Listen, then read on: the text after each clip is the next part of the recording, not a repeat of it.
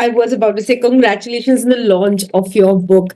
And it is a poetry, You. a collection of some amazing poetry, which again has a gist of all facets of who you are as an individual. I don't have a style. And I don't think I've ever written for anyone in mind because I literally write two ways. One is when I get mad. So if something upsets me, I'm here. I'm like, I've got to grab the pen and paper.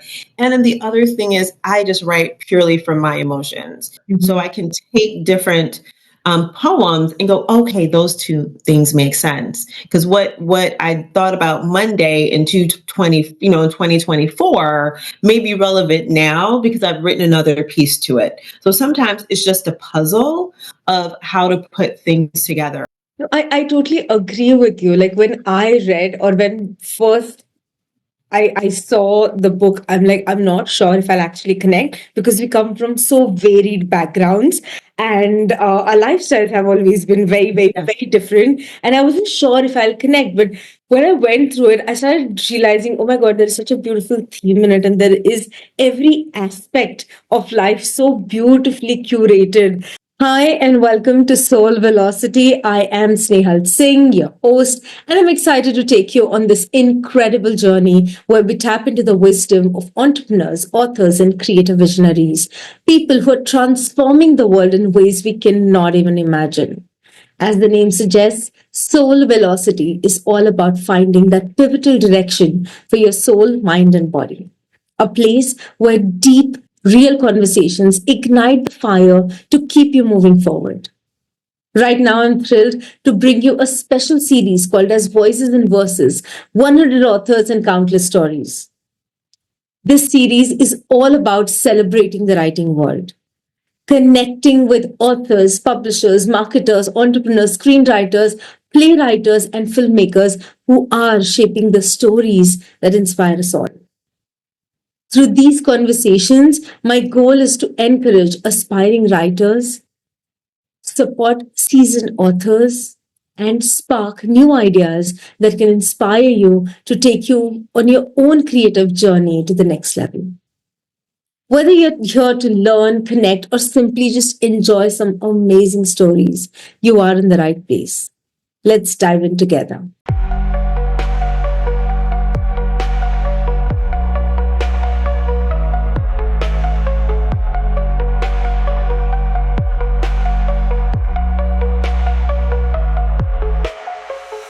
Hello and welcome to another episode of Soul Velocity. And we are doing special series this year called Voices and Verses 100 Authors, Countless Stories. Today, we have a poet within us. So, we're going to jump right into conversation and learn so much more about poetry and creative writing in ways we probably have not seen before. So, first of all, thank you, Kiddada, for being here and giving us your time. And I'm so happy that you're sharing a little bit of your journey with us today. So, thank you for choosing us and tell us a little bit more about you before we dive into our poetic conversations. Well, thank you for having me this morning. I am super excited and actually humbled because this is actually my very first conversation about writing in my writing journal, in my writing journey, right? And so it has kind of been a journaling process. But I am a mom of three. I'm a divorced woman. I live in Georgia. I've got an awesome doggy named Zora Neale Hurston after my favorite writer. And that was a must have because I wasn't going to have any more children.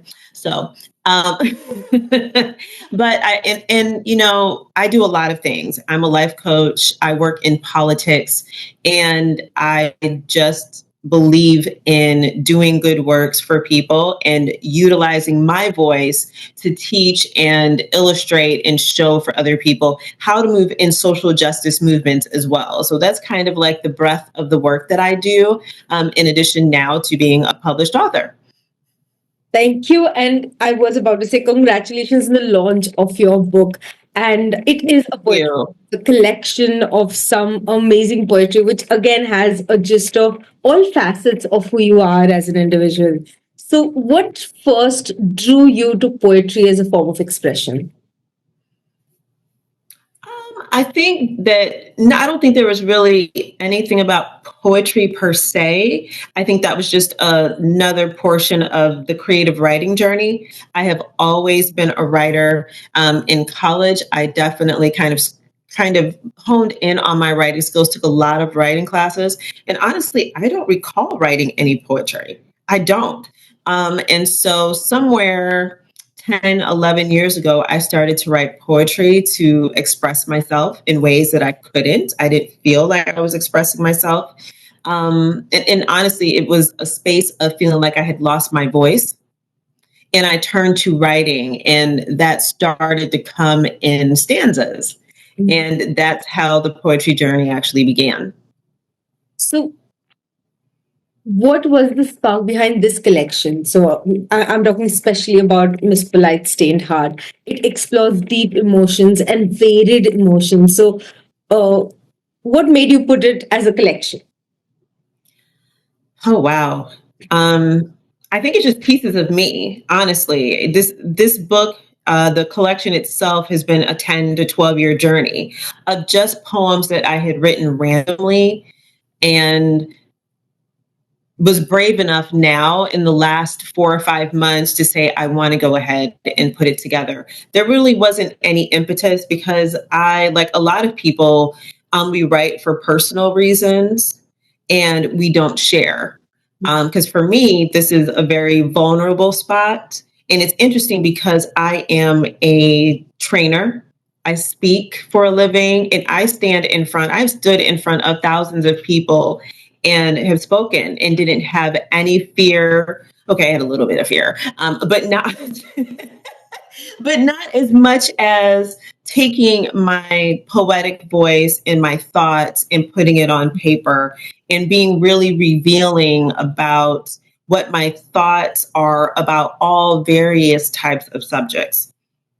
So, do you think your roots or your ancestry, which I feel, comes very strongly, in your conversation. So, do you think that does have your influence in writing, whether it is creative writing or poetry? Because you do write many other things as well. So, do your roots or ancestry have an influence?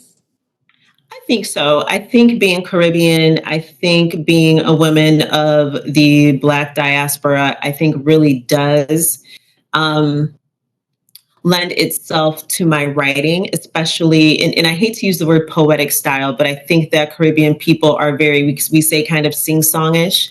Like people always say to me, Kiddada, you speak in a very sing-song voice, right? And so lyrically, for me, I always hear things in the space of music. Mhm. And so I write from that space, even if it's unintentional. And I also write from a space of I think what my ancestors tell me to write. I have a poem called "God Don't Come, He Send," and that is something that we're taught in churches in the Caribbean. That is what we're taught. And actually, I wrote that poem for my goddaughter.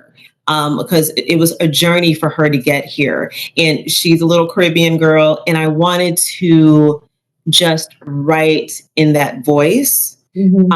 all little girls. And my life, it's interesting because I don't necessarily think about being Caribbean, right? It's just what is and what's here for me, what's present.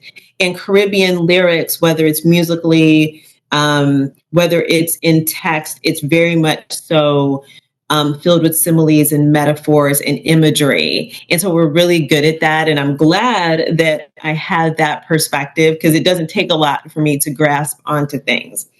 Interesting. So, I know that this poetry is something that you've written over a period of time. However, you do write in general, as we spoke about, and you do a lot of creative writing. So, do you generally write with a specific audience in mind, or is your writing generally comes from more of a personal catharsis? What style is your style? You would say. I don't have a style. And I don't think I've ever written for anyone in mind because I literally write two ways. One is when I get mad. So if something upsets me, I'm here. I'm like, I've got to grab the pen and paper. And then the other thing is I just write purely from my emotions. I'm not crafted yet well enough to take on a task to say, like, this is, do you want to write about this instance? I haven't been able to do that because I literally have to feel it. It has to come to me. It has to come into my brain. And so I champion any writer who can do that. I haven't been able to cultivate that. And I don't know if I did, if I would lose a lot of my momentum in the space to write, because sometimes I wake up at 2 o'clock in the morning and I have to write something. Sometimes I am watching something on the news, or I hear something and then I have to grab my pen and paper. I have a new poem that I'm working on and I think it's finished. I got the feeling because I was driving by it and I saw this young man. He had braids in his hair. And for most of us, we'd say, oh my gosh, he's a gangster. But guess what? He was riding an electric bike through the streets. And it was the funniest thing to me. And I was just like, the dichotomy of that imagery just burned something in me. And I haven't written anything since. So I'm 4 days out of writing the last thing. Oh my God. I was about to ask you, is there a writing structure or a routine that you follow? But I think somewhere you have answered that it does come a lot from inspiration and randomness of life. However, uh, the poetry that you write, okay, is very deep. It has a lot of emotions in it. How do you navigate vulnerability in your writing? Well, let me say this. This is why I didn't want to publish it, right? Because it took me probably 4 years to understand it's okay if someone saw themselves in the poetry, because I wasn't too sure if someone would be like, oh my gosh, did she write that about me? Especially if friends buy the book, because it's deeply personal. My poems are deeply personal to me. And the instances, I can't lie and say that some of them weren't experiences that I occurred, because they did, and was my reaction. Now, some of it might be a little bit flourished to make it, seem a little bit more grandiose. And then the vulnerability to put words on paper is such a reflection of oneself. We talk about doing the inner work, and some of those poems are really hard, because even if I reflect, and I promise you that going through the editing process, I can tell you everywhere I was in the moment, on the day. I knew when the sun was shining. I remember every moment of writing those poems. And so now I can say I'm healed. So I no longer get upset, whether it's a social justice poem, whether it's a relationship poem. And so what I have found with some of the people that have access to some of my poems, because everyone has never had access, they have said to me, you know what, Kiddada, I see this resonates with me. This particular poem resonates with me. And those are the poems that I know that they see themselves in, because I wanted a voice. I wanted my voice to lend itself to other people when they don't have voices. And so I wanted them to see themselves in the poetry and go, I've had that experience. And for me, I'm really shocked right now what people are grabbing as the poems that mean something to them. And when I sit and look at that person, that particular individual, I'm like, that's true. It really does fit. It really fits where you are at the moment. Interesting. So I was about to ask you about the editing process, and I know that Yes. you yourself went through your poetry multiple times, and did go through that editing process for yourself. But do you think editing process involves refining emotions, or do you prefer the raw expression? So I do like the raw expression. I want to honor the rawness because that's where I'm at in the moment. However, it does lend itself in the honesty that the sentence structure doesn't work because I'm just scribbling so fast. And so I try to ensure that I'm inserting words for clarity, but not taking away the emotion of it all, because I don't want to edit my own voice in a way that does not lend itself to the situation, for the topic, for the emotion, but I have to make sure it's clear to the reader. And sometimes, honestly, sometimes I'm lost. I'm like, what did I mean when I said this? What was I feeling in the moment? And so I do believe that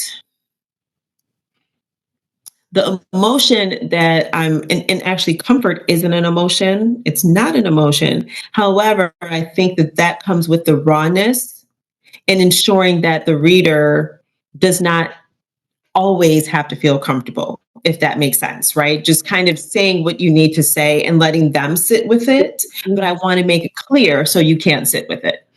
Got it. Just to follow up on that, do you think that because your poetry is so driven with the emotions that you experience and then you're penning it down, what happens when you have those moments where you read and you're like, I don't know what I meant actually when I was writing this. Okay. Uh, how do you go about then, completing it or giving a shape to what you have written yourself? Well, a lot of poems didn't make it in there.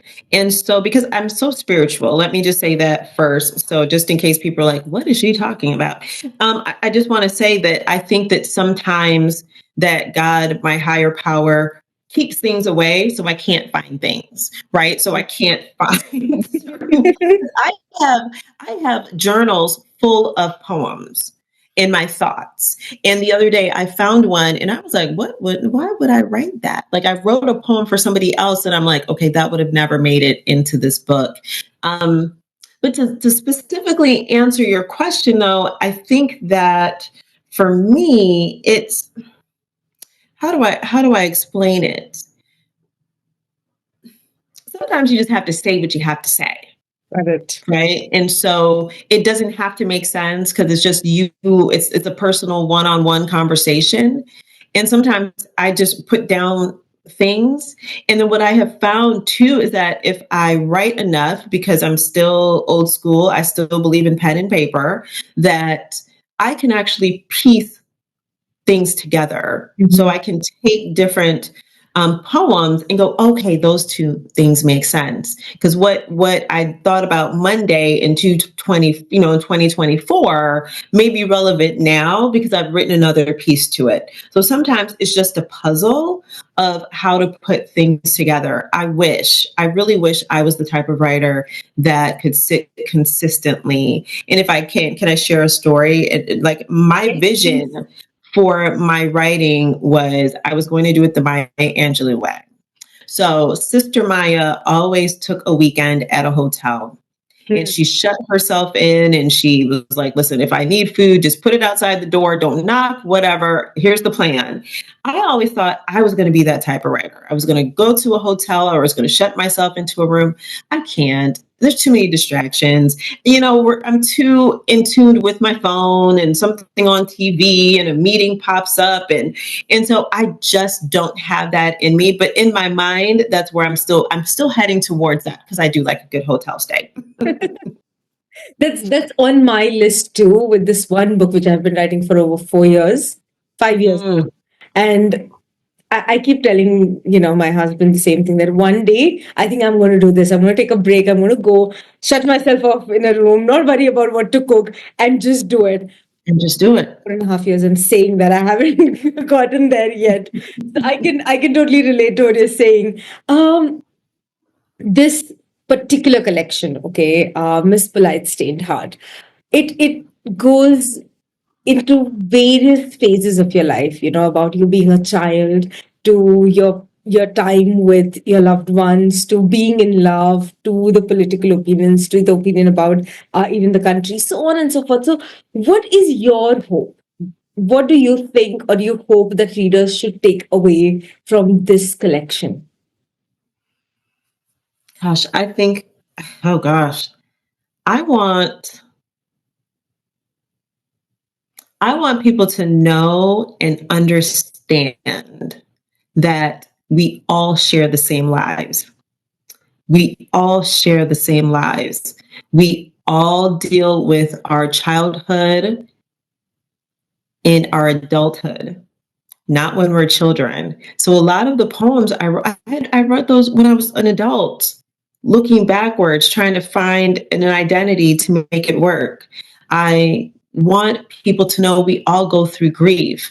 We all know someone who has experience domestic violence. We see these things of life and we experience all of these things of life, but we pretend as if we don't, or we feel like we are isolated in a way that it's only us, and we're not. And so some of these poems really give hope and expression to the things that we're experiencing, and we don't know how to express them. And so that is my hope, that the takeaway is like someone can say, oh my gosh, this is me. I wish I could say that. And she did it for me. Right. And so that's my hope. I was never the person that was like, oh my gosh, I needed to be the best poet. I didn't want to be, you know what I mean? Like some people are just like, I need to be this. I don't know. I'm only going to do what God has told me to do and given me the gift to write about. And I hope that people love the book. You don't have to love it in its entirety. Love one poem because something resonates with you, but it's worth the read. It's definitely worth the read, even if poems not your poetry isn't your stuff, right? Because listen, if you were a political operative like me, read the section just that deals with politics because you're going to see it. You're going to go, oh my gosh, yes, that's what we have been enduring during this time, right? Before, afterwards, it's all the same. No, I totally agree with you. Like when I read or when first I saw the book, I'm like, I'm not sure if I'll actually connect because we come from so varied backgrounds and our lifestyles have always been very, very, very different. And I wasn't sure if I'll connect. But when I went through it, I started realizing, oh my God, there is such a beautiful theme in it. And there is every aspect of life so beautifully curated. So I think it's according to me, it's a book that will reflect and help you see certain things and probably even heal those, tiny parts of you. So I agree that you somewhere right to express and not to impress. But what is your opinion? Again, coming from a little, having a spiritual background as well. Do you think that poetry can be one of the tools for healing, both for writer as well as for a reader? Oh, most definitely. Most definitely. It lends itself just to create the images and the emotions to recreate them for us. Honestly, I think about this is so interesting. I think about my poem, Little Brown Girl in the Rain, right?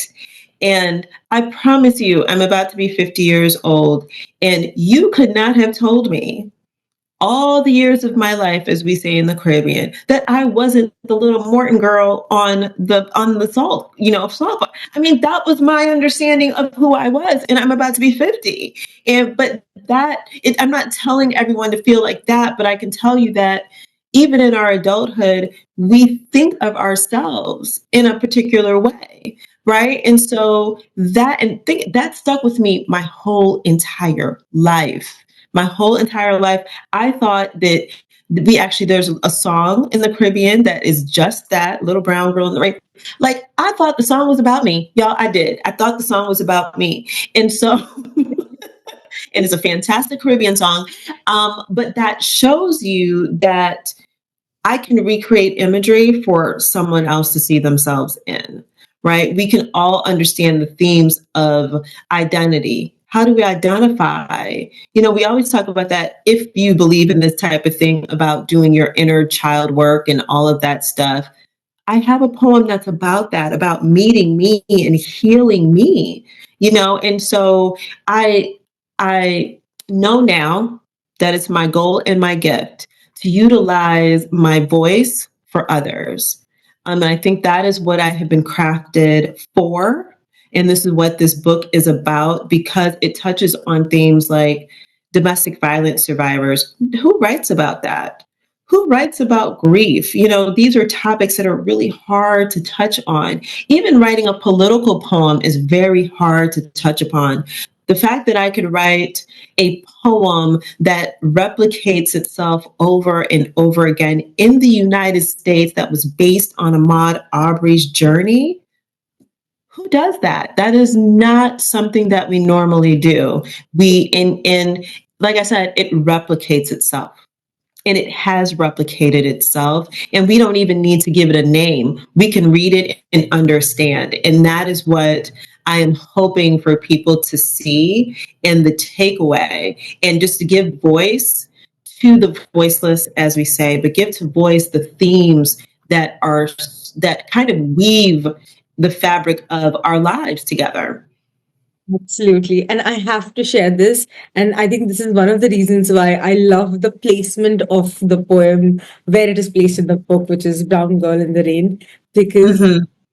I don't know if it is the same Caribbean song, but when I was in school, we had a dance that we did in on a song which had exactly same uh Right. title, which is Brown Girl in the Rain, sha la la la. So That's it. It looked that's like the you were song. in the film. That is it the song. it took me right there because I so but for me I was not the girl in the brown. I was the Yeah. the one surrounding, and I always did have that question that why am I not in the center. And the Yes. poetry did take me right there, and some part of me where that question of why am I not in the limelight at times, okay, got Yes. answered. So I feel that yes, poetry or any tool where we are channeling and sharing what we have experienced will definitely heal so many. And you're doing that work so beautifully, in this collection that you have put together. And the reason I'm saying this collection is because I'm hoping there are more coming from you, because there's a lot. And if you had to choose, or you could have, one of your poems read aloud, which one would you choose and why? Right now, I would write. I would read America 2, whew, which is one of my political poems, because we are under. I feel like we're under duress. We are under a high state of chaos, a lot of confusion. And when we are in that space, we're not good decision makers. We don't even know what to do. In 20 something days, because we haven't had 30 days yet of a new political administration, that I have never seen anything in like this in my political knowing lifetime. And I want to be clear why I say that when I use the phrase political knowing, because if truth be told, and I like to tell the truth about everything, is that I was not always politically active and highly politically aware, right? I had moments of it. I always knew you had to go vote. That was the thing that must do, but that does not mean I had a connection to it. And so it wasn't probably until maybe 20 years ago, so late 20s, that I was like, wait a minute, what's really going on here? And then that insertion where it became a part of my children's livelihoods, right? That I was like, wait a minute here, something's not right. And so I feel like now America 2 would be the poem that would be at the forefront to give people a space to know that there's still hope, how to bring down some of the stress, because it's a teaching poem too, to kind of give yourself a little bit of a respite in this moment, because times are scary and we are overwhelmed. So that's the one poem that I would say we need right now. I am in agreement with you. Um, so while you are someone who just follows your heart and goes in the moment, okay, um, what advice or your 2 cents would you give to aspiring poets who want to find their voice? Be okay with the pain. Be okay with the pain. That is all I can do is say be okay with the pain, because that emotion, that unhealed part of you, that frustrated part, it is a physical feeling that doesn't feel good. Mhm. And I know I wrote because I needed to get that physical feeling, those emotions out of my system, the way to get it out of my system. And so I think that remove the fear to get the emotion out, and don't be afraid of the words that's on the paper.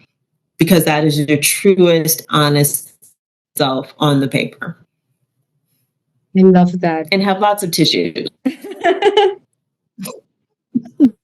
Yeah, I think, but that's where you are finding your voice, right? You are figuring it out. So, it was an amazing conversation with you, Kiddada. Is there anything that you want to share with the audience before I jump to our last question for today? I'm just excited about this journey. It has been, I don't even know how I would explain it, except for it's actually a quiet excitement because I'm so busy lately. I haven't really been able to to really be excited. But I'm curious. I'm actually curious as well to know how this is going to be received. I know a lot of people just don't know that I'm a writer. They don't know I have a voice this way. And that's going to be surprising to a lot of people. And it has been really surprising because it just kind of came out of nowhere for a lot of people. Like, wait, what? You wrote a book? What are you talking about? We didn't know. Because people always feel like they should know everything about a person. So this is just an exciting journey. I am even more excited to head off to London, to the London Book Fair, and see what comes of that and meet really interesting people and learn with people who are authors full time who do this work every day. Because I could only imagine it would be my dream if Judy Blume could be there. But but the heroes, the sheroes of our lives. So it's an exciting journey, and I do have in my mind more to come, I think. That was my final question for you. So, what's next for you? Like more poetry, something new on the horizon? What are you looking forward to? I have started to write. I have started to write more poetry. It's just coming to me. I'm definitely. It seems like 2025 is the allowance for me to live in my creative space. So I will give all credence to that. Things pop in my head and I have to figure out how to write certain things. One, I need the discipline. Otherwise, it might be another 10 years, right? And I need to figure that portion out first to see what that feels like. And oddly enough, I actually have writing on my calendar. And when it goes off on my calendar, when the alarm goes off, I look at it and turn it off and go back to whatever else I'm doing. So obviously, it's not resonating with me at all. I have thought about creating a writing group because I know a lot of people who are like, oh, I really want to write a book. Because for some odd reason, I'm the expert now, right? I don't know. I just know I love a thesaurus and a dictionary. I love those two things. I was told last night, that I'm the only person they know that loves and gets excited about a dictionary, which is hilarious. I will say this though, I do have a lot of stories that I can tell, especially political stories. And it's interesting in my head because I'm like, how do I write that? How do I write about that? Is that like a political thriller? Is that just a tell-all? But I got to change the names. So, but then I also have, I've started a book. I just haven't finished because I've been focused on the poetry book. I have started a book about life after divorce for women and showcasing to them what is on the other side. And I also have a book too that I'm working on that's about the values, right? People don't know that there's over 332 values to be specific, and we live by 10, and there's 50 popular ones, right? There's literally 50 popular ones, but I'm like, what about all the other ones that we never talk about or we don't know how to name? So I have no idea what categories those books will land in, but I'm honoring the fact and taking the time to realize that I'm on a writing journey at the moment. And that's what I'm feeling comfortable in. I'm learning how to feel comfortable in that space. I just need the discipline. So if anyone wants to teach me how to be disciplined in that space, I'm all ears. I love that. I can't wait to read anything and everything that you write because it's connecting. So thank you for sharing your journey with us today. And I'm personally very excited about this book. And to all the audiences, all the links, everything is given in the caption, so you can just go ahead, click on it, and get your own copies. The book is available on all the possible resources that you can find. So, thank you once again, Kiddada, for joining us here, giving Thank the early you. morning to us, and we look forward to your next creation. Yes, thank you for having me. You all read well, read a lot, keep reading because authors have voices and stories to tell. Absolutely. Thank you guys for joining in. And as I always say, we all are born abundant. All we need to do is take that one step towards abundance today to claim it. I hope you've taken that step today. If you haven't, go ahead, do that. Thank you, and I'll see you next time.